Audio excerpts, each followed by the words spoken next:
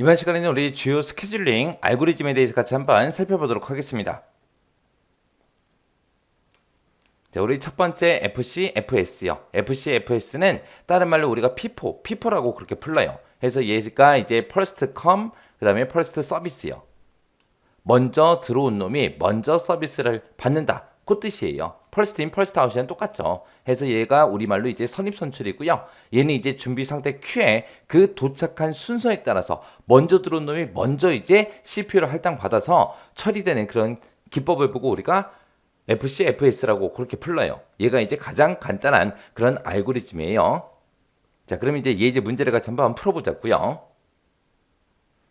자, 지금처럼 이렇게 이제 문제가 있어요. 다음과 같은 프로세스들이 있는데 차례대로 이제 준비 상태 Q에 들어왔다라고 가정을 하자요. 여기 보니까 프로세스 번호가 P1이다, P2다, P3이다 하고 이렇게 있는데 이 순서대로 들어왔나 봐요. P1이 제일 처음에 들어오고 두 번째 이제 P2가 들어오고 세 번째 이제 P3가 들어왔다고 그렇게 이제 가정을 할 때 FC, FS 이 기법을 이용해서 평균 실행 시간은 어떻게 되고 평균 대기 시간은 어떻게 되는지, 평균 반환 시간은 어떻게 되는지 이걸 이제 구해라. 그렇게 나왔습니다. 그때 이제 제출 시간은 없으며 시간 단위는 뭐다? 초 단위로 그렇게 돼 있더라. 그래서 프로세스 1번 P1을 처리하는데 그때 20초가 걸린대요. P2는 4초 걸리고요. P3는 이제 6초가 걸린대요. 그때 이제 평균 실행 시간, 대기 시간, 반환 시간이요. 자, 그럼 우리 평균 실행 시간 먼저 구해 보자고요.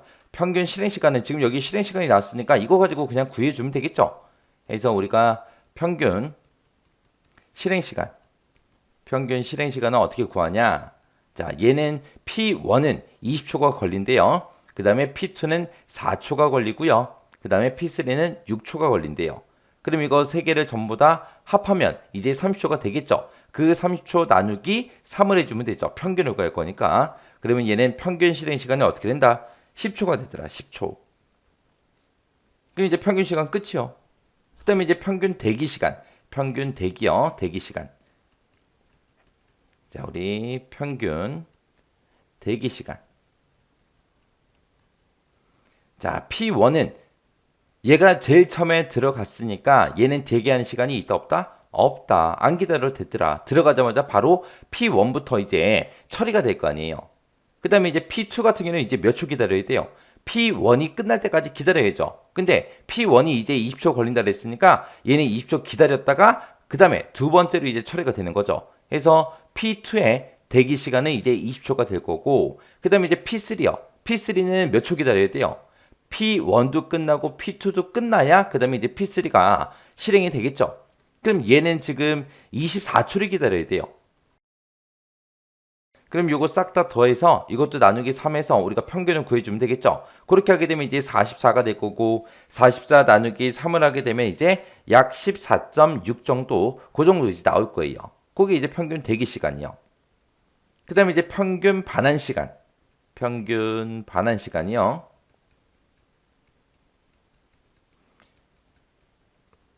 반환 시간이다 그러면 P1이 20초 동안 뭔가 실행하고 나면 이제 완료가 되는 거잖아요. 그때 이제 뭔가를 이제 반환해 줄 거예요. P2도 요 4초 동안 뭔가를 처리하고 나면 또 뭔가를 반환해 줄 거고 P3도 마찬가지로 6초 동안 이제 뭔가가 실행이 되고 나면 이제 뭔가 결과값을 반환해 주겠죠. P1이 맨 처음에 이제 들어가서 실행을 시키고 실행이 끝나자마자 뭔가 이제 반환해 줄 거예요. 그래서 얘는 들어가자마자 바로 실행되니까 평균 반환 시간이 이제 20초가 될 거고요. P2는 이제 20초 기다렸다가 그 다음에 4초 동안 실행되는 거죠.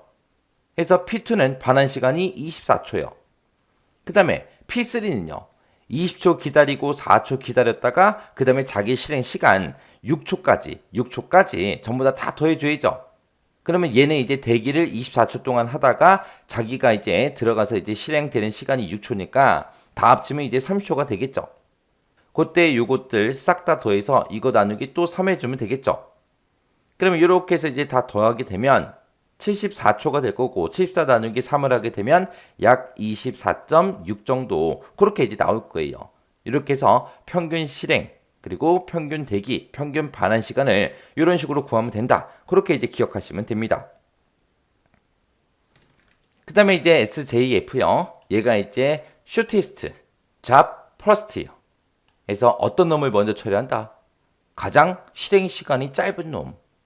그 놈을 이제 먼저 처리하는 거. 우리말로는 단기 작업 우선이요. 그래서 준비 상태 Q에서 기다리고 있는 프로세스가 여러 개 있을 거 아니에요. 그 중에서 실행 시간이 가장 짧은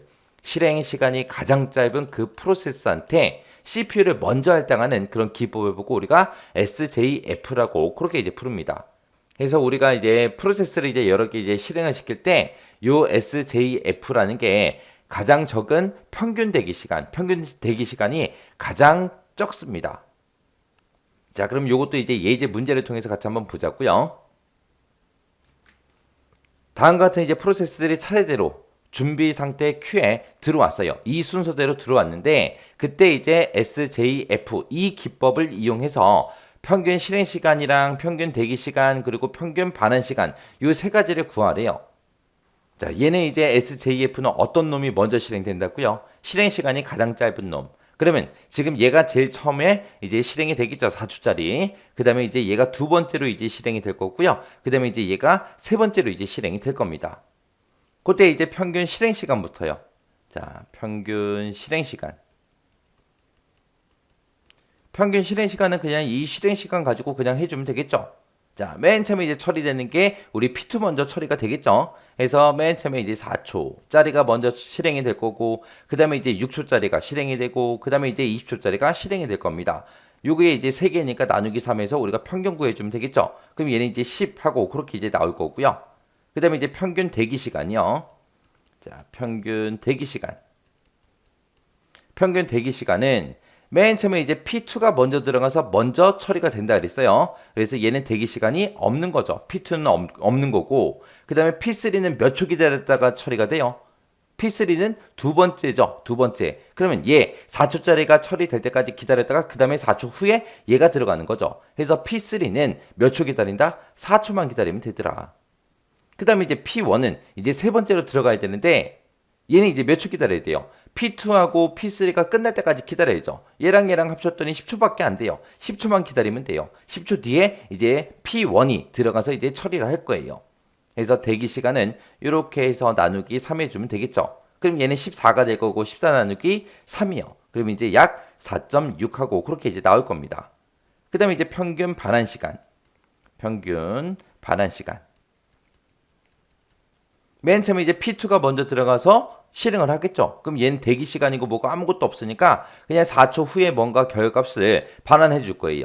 그 다음에 P3가 들어가야죠. P3는 4초 대기하고 있다가 이제 6초 동안 실제로 실행을 하고 이제 반환값을 되돌려 주겠죠. 그래서 얘는 총 이제 10초 후에 반환값을 되돌려 줄 거고요.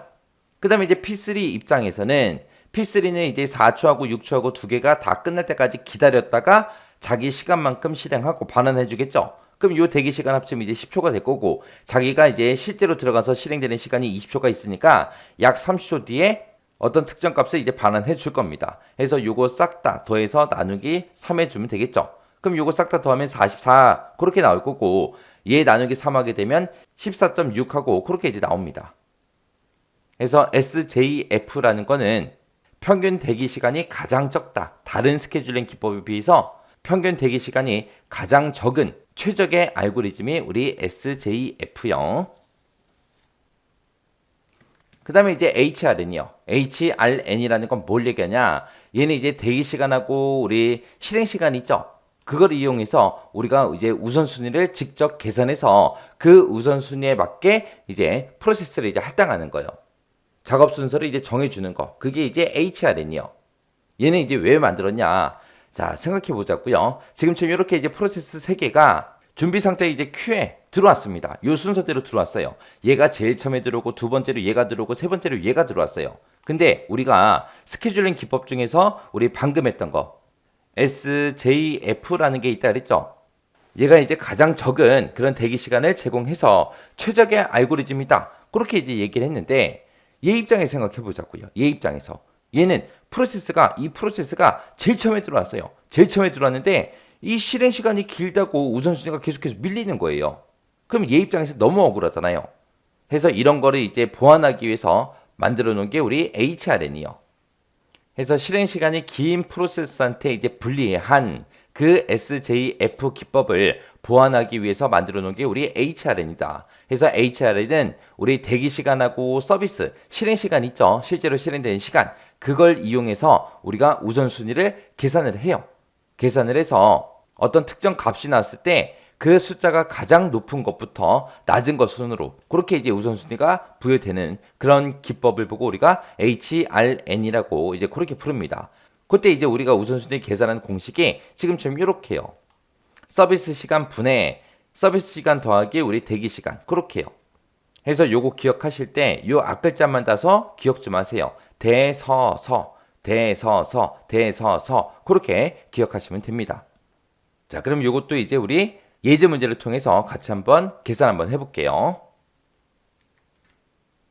다음 같은 프로세스가 HRN 기법으로 스케줄링이 될 때 그때 우선순위를 계산해라. 그렇게 나왔습니다.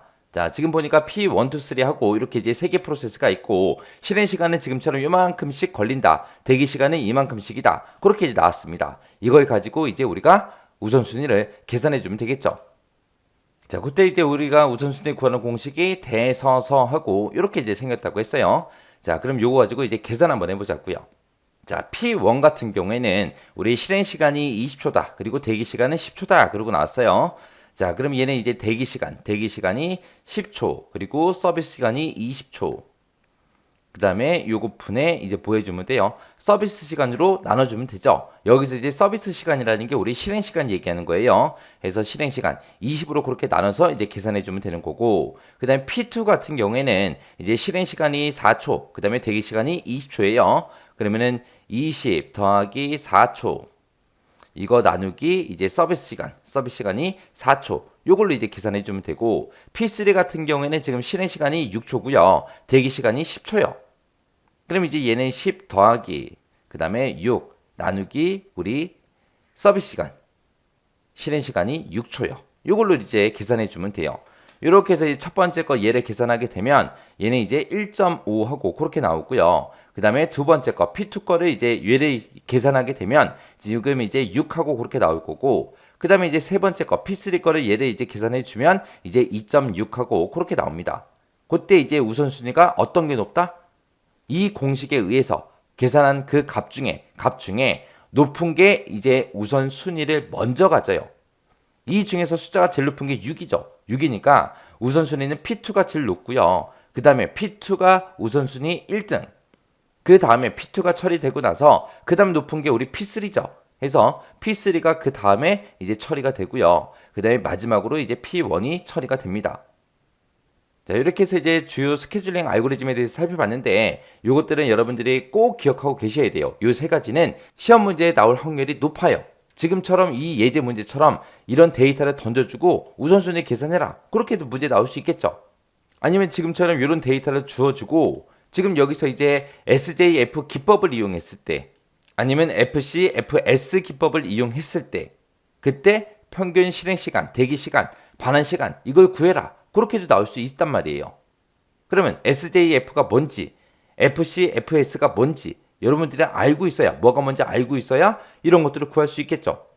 그래서 요 주요 스케줄링 알고리즘 요 세 가지는 꼭 기억하고 지나가세요. 어차피 공식은 HRN 하나밖에 없어요.